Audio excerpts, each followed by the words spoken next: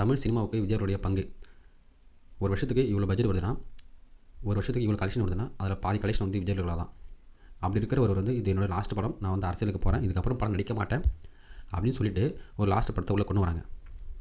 அதுவே இந்த படமே ஒரு நாள் சொல்லியிருக்காருன்னா, என் படத்துக்கு வந்து எப்பவுமே பிரச்சனை வரும், இப்போ நான் வேறு புதுசாக ஒரு ட்ராக்கில் போகிறேன், இப்போ நீங்கள் வந்து என்னை வச்சு படம் எடுக்கணும்னு பார்க்குறீங்களே, எப்படி நீங்கள் பண்ணுவீங்களா அப்படின்னு கேட்டதுக்கு அவங்க இல்லை நாங்கள் பார்த்துக்குறோம் அப்படின்னு சொல்லி தான் படம் எடுத்திருக்காங்க. இல்லைனா ஒரு லீவாக தான் லாஸ்ட் படம். அப்படி இருக்கும்போது அவர் சொன்ன மாதிரியே எங்கள் இஷ்யூ போயிடுச்சு. என்னடா அரசியல்லேருந்து விஜய்க்கு ஆதரவு வருது, ஆனால் தமிழ் சினிமா வந்து ஒன்று யாருமே ஆதரவு தரலையே. ஏன்னா கொரோனா டைமில் வந்து இது வந்து நான் நிறைய சொல்லிட்டேன். நான் மட்டும் இல்லை, தேட்டர் ஓனர்ஸ் சொன்னாங்க, எல்லாருமே சொன்னாங்க. கொரோனா டைமில் தேட்டர் ஏற்று மூடனா கதியில் இருந்தபோது தலைவர் விஜய் மட்டும்தான் தேட்டரை வந்து படத்தை ரிலீஸ் பண்ணாங்க. அவங்களுக்கு எங்களுடைய விசுவாசம் எப்பவுமே இருக்கும் அப்படின்னு சொன்னவங்க யாருமே இப்போ வாயை திறக்கல. ஒரு 5-6 பேர்கிட்ட தான் பேசியிருக்காங்க இது வரைக்குமே தெரியவில்லை சார்ந்து. அப்படி இருக்கும்போது முக்கியமான ஆள் யாருமே ஒன்றும் வரலையே. இது வந்து அரசியல், ஓகே, நீங்கள் அரசியல் பற்றி பேசினா உங்களுக்கு வந்து அடுத்த படத்தில் வாய்ப்பு கிடைக்காது, அடுத்த படம் உங்களுக்கு வந்து பண்ண முடியாது, ஓகே, அது வேறு. இப்போ சினிமான்னு எடுத்துக்கும் போது அவர் லாஸ்ட் படம்ன்ற போது வந்து ஒரு செலிப்ரேஷனாக கொண்டாடி அவரை சினிமா விட்டு அரசியலுக்கு நம்ம அனுப்புகிறோம். அப்படின்ற போது அவரால் நன்மை ஆனவங்க எவ்வளோ பேர் இருக்காங்க, அவங்களாம் ஒன்று பேசலாமே. ஏன் இதெல்லாம் அவங்க பேச மாட்டாங்க, ஏன் வாயை திறக்க மாட்டாங்க? அவங்களுக்கு தேவை முடிஞ்சு போச்சு, அவ்வளோதான். ஒன்று தான் அவங்களுக்கு தேவை முடிஞ்சு போச்சு. இதுக்கப்புறம் விஜய் தேவை அவங்களுக்கு தேவையில்லை. ஏன்னா நீங்கள் இருந்து தான் இந்த பிரச்சனை சால்வ் பண்ணணும். இப்படி நீங்களே குரல் கொடுக்காமல் இருந்தால் அப்படி எப்படி இந்த பிரச்சனை சால்வ் பண்ணுவாங்க? அப்போ உங்களுக்கு வந்து அந்த அரசியல் தான் முக்கியம், உங்களுக்கு பின்னாடி வர அந்த அரசியல் தான் முக்கியம். அப்போ உங்கள் தேட்டருக்கு படமாக வராங்க, இப்போலாம் நீங்கள் அரசியல்வாதியை கொண்டு வந்து படமாக இருங்க.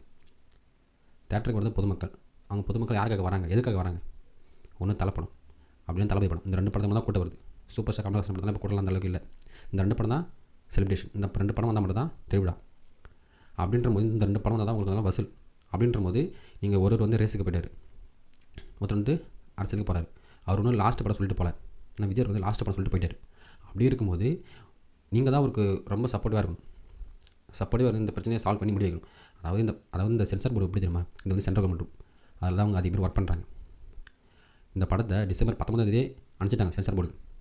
இந்த படத்தெல்லாம் ஃபுல்லாக பார்த்துட்டு அந்த படத்தில் எதனா ஒரு பிரச்சனை இருந்தால் நீங்கள் முன்னாடியே சொல்லிருக்கணும். டிசம்பர் 19 சென்சார் போர்டுக்கு படத்தை அனுப்பிட்டாங்க. ஓகே, நீங்கள் 20 படம் பார்த்தாலுமே இப்போ அந்த படத்தில் ஒரு சில பிரச்சனை இருக்குல்ல, கட்டலாம் இருக்கும், ஒரு சில மதம் சார்ந்த பிரச்சனை இருக்குதுன்னு சொல்கிறாங்க. அப்போது அந்த பிரச்சனை இருக்கும்போது நீங்கள் முன்னாடியே அந்த படத்தை பார்த்துட்டீங்க. அப்போயே நீங்கள் சொல்லிருக்கலாம்ல, நாங்கள் வந்து இதை மறுசீலனை பண்ணுறோம் அப்படின்னு.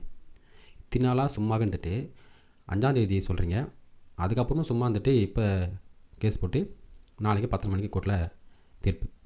2 பேர் விவாதத்தை கேட்டாங்க. அந்த கோர்ட்டில் என்ன தான் நடந்துச்சு? இப்போது ஒரு சென்சார் போர்டு படம் பார்க்குறாங்க. அப்படி அந்த படத்தை பார்க்கும்போது அந்த படத்துக்கு எல்லாமே பார்த்துட்டாங்க. ஒரு 8 பேர் பார்க்குறாங்கன்னா ஒரு 7 பேர் விட்டு ஆதரவு தெரிவிச்சிட்டாங்க. ஒருத்தவங்க மட்டும் இல்லை அந்த படத்தை எதுவும் இருக்குது அப்படின்னு கேட்குறாங்க. அப்போது நீங்கள் இந்த 7 பேர் பார்ப்பீங்களா, ஒரு ஆளாக பார்ப்பீங்களா? அப்போ அந்த 7 பேர் தான் பார்ப்பீங்க. அவங்க ஓகே சொல்லிட்டு யூபிஐ சர்டிஃபிகேட் தான் கொடுப்போம் அப்படின்னு வாய்வழியே சொல்லிட்டாங்க. ஆனால் சர்டிஃபிகேட் ஒன்று கையில் கொடுப்பாங்களே, இப்போ நம்ம ஸ்கூலில் வந்து ரேங்க் கார்டு மாரி அதை வந்து தரல. அதை வந்து இவ்வளோ நாளாக இழுத்தடிச்சு இப்போ வந்து இந்த படத்தில் வந்து ஏதோ மதம் சார்ந்த பிரச்சனை ஒன்று இருக்குது அப்படின்னு இப்போ புதுசாக கேஸ் போடுறாங்க. இப்போ புதுசாக பிரச்சனை கொண்டு வராங்க. இல்லை, இது ஒன்றுமே புரியல. இப்போ நீங்கள் படிச்சிட்டிங்களா, நாங்கள் படிக்காமல் இருக்குமா, இல்லை நீங்கள் தற்கூரியா நாங்கள் தற்கூரியா அப்படின்னு புரியல. படம் பார்த்துட்டீங்க, அதில் ஏதோ பிரச்சனை இருக்குன்னு உங்களுக்கு தெரிஞ்சு போச்சு. அப்போ அந்த படத்தை நீங்கள் அப்பயே இது பண்ணிக்கலாம்ல, இந்தமாரி கேஸ் இருக்குது, இந்தமாரி பிரச்சனை இருக்குது, இந்தமாரி பிரச்சனை சால்வ் பண்ணிட்டு வாங்க, படம் ரிலீஸ் பண்ணுங்க அப்படின்னு சொல்லிக்கலாம்ல. இதையுமே பண்ணாமல் லாஸ்ட் டைமில் வந்து இதுமாரி பண்ண என்ன அர்த்தம்? இதில் வேறு கேட்குறாங்க, ஏன் நீங்கள் 10 மேலே வரக்கூடாது, தை போடுறதா வழி பொறுக்க மேல். இது என்ன சொல்கிறதுன்னு தெரில. அதாவது ஒருத்தவங்க சொல்லியிருப்பாங்க, எம்பியாக இருக்கிறாங்க காங்கிரஸில். அவங்க என்ன சொல்கிறாங்கன்னா, சென்சார் போர்டு வந்து தேவையில்லாத ஒன்றுங்க, அதை கலைச்சிடலாம். ஏன் அப்படின்னு கேட்டிங்கன்னா, இப்போ நம்ம யூடியூப் இருக்கட்டும், இன்ஸ்டாகிராம் நிறைய பேர் ஆபாசமான வீடியோ போடுறாங்க, எவ்வளோ பேர் பெண்களை பற்றி தப்பாக போடுறாங்க, வெட்டி சாவடிக்கிறாங்க. இவங்கெல்லாம் சென்சார் ஒரு படத்தில் வந்து இப்போது ஒரு ரத்தம் அதிகமாக சொட்டுற காட்சி எல்லாமே இது பண்ணுறாங்க. ஒரு அந்த அந்த காட்சி வந்து ரொம்ப ராவாக இருந்தால் அதெல்லாம் எடுத்துருவாங்க. ஆபாசமான வாசல் பேச நாங்கள் மீட் பண்ணுறாங்க. எல்லாத்துக்குமே சென்சாரில் ஒரு லிமிட் இருக்குது, இந்த லிமிட் தான் பார்க்கணும் அப்படின்னு. ஆனால் பொது வாழ்க்கையில் அது இன்ஸ்டாகிராம் ஃபேஸ்புக்கில் வரும்போது எவ்வளோ பிரச்சனை, கான்ட்ரவர்ஸான பிரச்சனைலாம் வருது, எவ்வளோ கெட்ட வார்த்தைலாம் பேசி வராங்க. அதில் எங்கள் சென்சார் போர்டு இருக்குது. அப்போ சினிமா பார்த்து தான் கெட்டு போகிறாங்க அப்படின்னா, இப்போ சினிமா பார்த்து கெட்டு போகிறாங்கன்னு சொல்கிறாங்க. இப்போ சினிமாவில் இந்த பிரச்சனைலாம் இல்லை, இப்போ இந்த பிரச்சனை சென்சார் போர்டு தூக்கிட்டாங்க. அப்போ அப்படி இந்த சமூகம் வந்து கெட்டு போகும். அப்போ அதுக்கு எதுக்கு சென்சார் பண்ணுறாங்க? இன்ஸ்டாகிராமில் சென்சார் பண்ணுறாங்களா, யூடியூப்பில் சென்சார் பண்ணுறாங்களா, ஃபேஸ்புக்கில் சென்சார் பண்ணுறாங்களா? அப்போ இந்தமாரி பிரச்சனை பார்க்கும்போது மக்களுக்கு அதை பற்றி யோசிக்க தோணாதா? இப்போ சினிமா பார்த்து தான் மாரி பண்ணிட்டாங்களா அப்படின்ற ஒரு கேள்வி வருது. அப்போது இவங்க என்ன சொல்கிறாங்கன்னா, நானும் வந்து அந்த தயங்கக்குள்ளே இருந்திருக்கேன். இது வந்து முழுக்க பிஜேபி கண்ட்ரோல் தான் இருக்குது, சென்ட்ரல் கவர்மெண்ட் கண்ட்ரோல் தான் இருக்குது. அதனால் இந்த சென்சார் போர்டு கழிச்சிடலாம் வேணாம் அப்படின்னு. சென்சார் போர்டால் தரப்படையாத ஒரு தீர்ப்பை வந்து எப்படி கோர்ட்டு தர முடியும்? இவங்க தான் பார்த்து எல்லாம் பண்ணுறாங்க. அப்படி இருக்கும்போது எப்படி?